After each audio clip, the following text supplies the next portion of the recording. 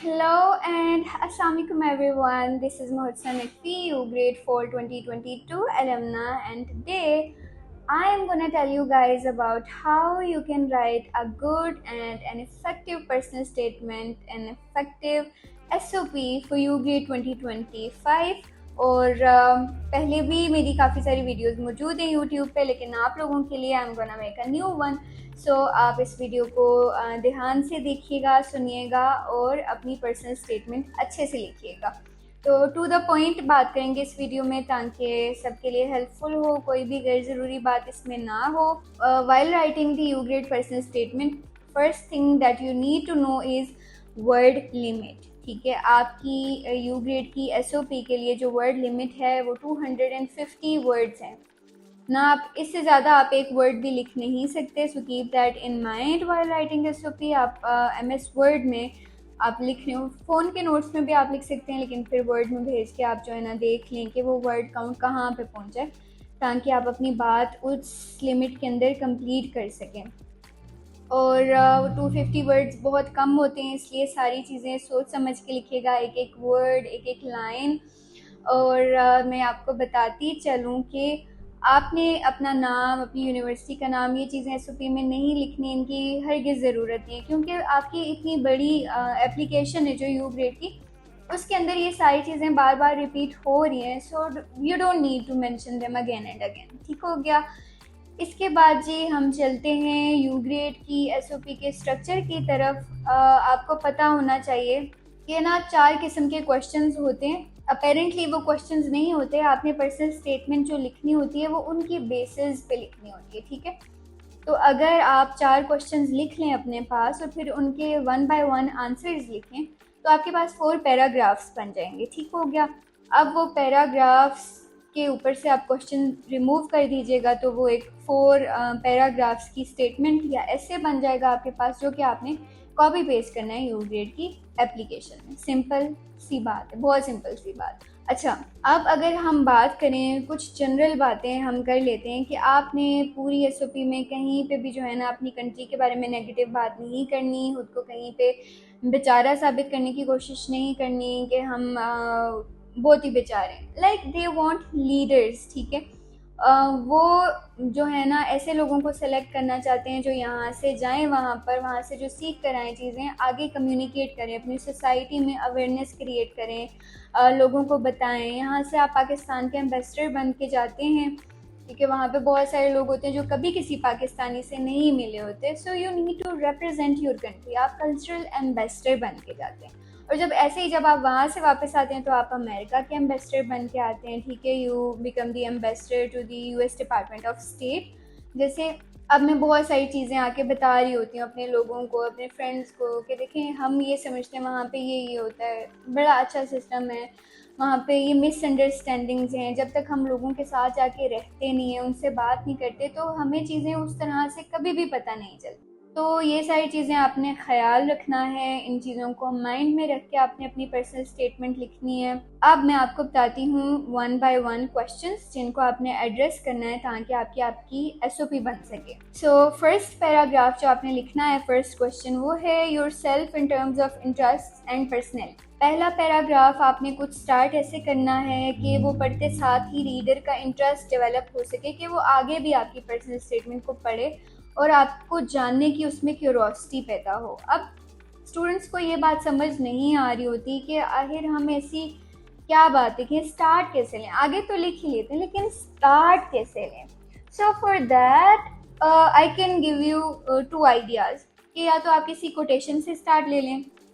बहुत सारे लोग और बहुत सारे अलमनाई की मैंने वीडियोस भी देखी हैं जो कहते हैं कि कोटेशन से हमने स्टार्ट किया या आपको लेना चाहिए। सो अगर कोई कोटेशन, कोई कोट आप यूज़ करें, तो इसका ख्याल रखिएगा कि वो आपकी पर्सनैलिटी को कॉम्प्लीमेंट कर रहा हो, रिप्रेजेंट कर रहा हो, जो आप आगे बातें लिखने वाले हैं। तो वो शुरू से लेकर एंड तक आपकी पर्सनल स्टेटमेंट कोहेरेंट होनी चाहिए, स्टेप बाय स्टेप चल रही हो, आपके बारे में हो। ये नहीं है कि कुछ समझ ही ना आए, कहाँ पे बात शुरू हो रही है, कहाँ पे बात ख़त्म हो रही है, ऐसा नहीं होना चाहिए। पूरी पर्सनल स्टेटमेंट पता चले कि यहाँ से शुरू हुई और यहाँ पे आके वो ख़त्म। आपने जो है ना कोटेशन वाली बात हो गई। अब ये है कि आप किसी, अगर आपको लगता है कि आपने एक स्ट्रगल किया लाइफ में, आपकी एक जर्नी है, कहाँ से आप शुरू हुए थे और आप कहाँ पे पहुँच गए हैं आज, तो आप किसी उसको स्टोरी की फॉर्म में, जैसे कोई स्टोरी का स्टार्ट लेते हैं, उस तरह भी स्टार्ट ले सकते हैं अपने बारे में। लेकिन इस चीज़ का आपने ये आप देख लें कि हर इंसान में कोई ना कोई ऐसी क्वालिटी ज़रूर होती है जो उसको दूसरों से डिफरेंट बनाती है, और वो आपने अपनी तलाश भी करनी है और वो लिखनी भी है। देखिए, अल्लाह ताला ने हर इंसान का फिंगरप्रिंट अलग बनाया है, ठीक है। आप इस चीज़ से अंदाज़ा लगाएं कि इतनी बड़ी दुनिया, इतनी बड़ी दुनिया, इतने सारे लोग, लेकिन हर इंसान का फिंगरप्रिंट अलग है। ये कितनी एक खूबसूरत बात है। तो वही एक चीज़ आपको अपने अंदर तलाश करनी है ताकि आप ना 40,000 50,000 स्टूडेंट्स में से स्टैंड आउट कर सकें, अपने आप को यूनिक रिप्रेजेंट कर सकें। इसके साथ ही हम अपने क्वेश्चन नंबर 2 या पैराग्राफ नंबर 2 पे आते हैं, जिसमें आपने क्या जिक्र करना है अबाउट योर एकेडमिक ऑब्जेक्टिव्स। कि ये जो आपकी फील्ड है, जो आप पढ़ रहे हैं, उसमें आप ऐसे स्टार्ट ले सकते हैं कि फ़र्स्ट ऑफ़ ऑल उसका रीज़न क्या था कि आपने ये फ़ील्ड चूज़ की, और आपके एकेडमिक ऑब्जेक्टिव्स क्या हैं कि ये पढ़ के आप क्या करना चाहते हैं। अब इसी के साथ ही मैं पैराग्राफ 3 का जिक्र करना चाहूँगी ताकि आपको डिफरेंस पता चल जाए इन एकेडमिक ऑब्जेक्टिव्स एंड गोल्स। तो जो थर्ड पैराग्राफ है वो है your goals in terms of your field of study and personal development, ठीक है। अब यहाँ पे कन्फ्यूजन कहाँ पे आती है, जो कि मुझे भी आई और काफ़ी तो मुझे शुरू में इशू हुआ डिफ्रेंशिएट करने में कि अच्छा ऑब्जेक्टिव्स भी एक ही बात है, गोल्स भी एक ही बात है। नहीं, there is a very thin difference between both of them. तो जो आपके एकेडमिक ऑब्जेक्टिव्स हैं ना, वो यू कैन से कि वो शॉर्ट टर्म गोल्स हैं, लेकिन जो गोल है, जो एक्चुअल गोल है, वो एक ब्रॉडर विजन है, ठीक है आपका। तो यहाँ पर पहले तो आपने सेकंड पैराग्राफ में अपने एकेडमिक ऑब्जेक्टिव्स का जिक्र करना है। आप रीज़न दे सकते हैं कि मैंने ये फील्ड क्यों चूज़ की और मैं जो है ना ये पढ़ के क्या करना चाहता हूँ, ठीक है, लाइफ में। फिर आपने एकेडमिक आपके गोल्स का जिक्र करना है थर्ड पैराग्राफ में, और साथ ही साथ ये बताना है कि ये जो फील्ड आपने रखी है उसको वो पढ़ के उस फील्ड में ग्रो करके आप कैसे अपनी लाइफ के गोल्स अचीव कर सकते हैं, एंड देन आपकी पर्सनल डेवलपमेंट कैसे होगी इस फील्ड को पढ़ने के बाद। तो ये थोड़ा सा आपने माइंड में क्राइटेरिया रखना है ऑब्जेक्टिव्स का और गोल्स का। देन पैराग्राफ 4 है the reasons you wish to pursue them in the USA, type of the program that you hope to pursue and how it relates to your interests and future objectives।